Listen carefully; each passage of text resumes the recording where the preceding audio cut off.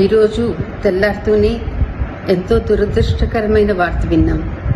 శాంతస్వరూప్ గారు ఎంతో ప్రేమగా అభిమానంగా నేను బ్రదర్ అని పిలుచుకునే నా బ్రదర్ ఈరోజు లేరంటే ఎంతో బాధగా ఉంది. బాధను మించి ఇంకేదైనా ఉంటే ఆ మాట వాడచ్చేమో. నిజానికి మెలిసి పెరిగినట్టే చెప్పుకోవచ్చు. ఒకటే కుటుంబంలో మనుషుల్లా ఉండేవాళ్ళం.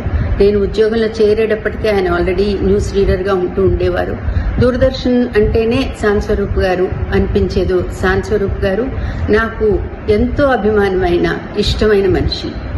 నిజంగానే ఆయన తెలివితేటలు చూస్తే చాలా ఆశ్చర్యం అనిపించేది.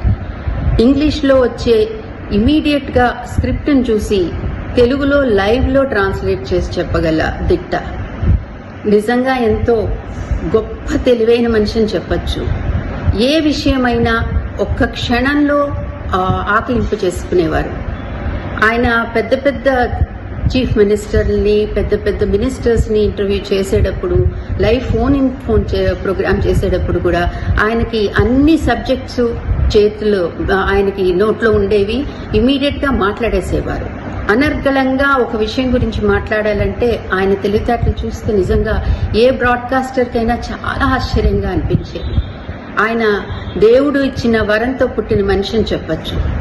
దానికి తగ్గట్టు ఆయన మర్యాద, మన్నన, ఈవెన్ హుందాతనము, ఆయన వెళ్లే తీరు, మనిషి ఆఫీస్కి వచ్చే తీరు ఎక్కడ చూసినా, నేనైతే ముఖ్యంగా రోజు ఆయన్ని సాయంత్రం డ్యూటీ అయిన తర్వాత ఆయన రూమ్లో చూసి నేను ఇంటికి వచ్చే సందర్భాలు ఉండేవి. ఎంతో నమ్మకం, ధైర్యం కలిగించే శాంతస్వరూప్ గారు. ఆయన ప్రొఫెషన్లో ఆయన నెంబర్ 1 అనిపించుకున్నారు. ఈ తెలుగు భాష మాట్లాడే ఏ ఒక్కరికైనా శాంతస్వరూప్ గారంటే తెలియని వాళ్ళు ఎవరూ ఉండరు. అంత చక్కటి జీవితం లీడ్ చేశారు. ఇప్పుడు వెళ్ళిపోయారు. అయితే నాకేమనిపిస్తుంది తెలుసా, ఒక చెల్లెలుగా నాకు అనిపిస్తుంది. రోజా దగ్గరికి వెళ్ళిపోయారు, సుఖంగా ఉంటారు. ఇక చాలు, ఒంటరిగా బాగానే గడిపారు ఎట్లాగా కష్టపడి. ఇంకా అవసరం లేదు. వెళ్ళిపోయి ఇద్దరు జంటగా చక్కగా ఉండండి. ఇంకంతే, ఇదే నా కోరిక.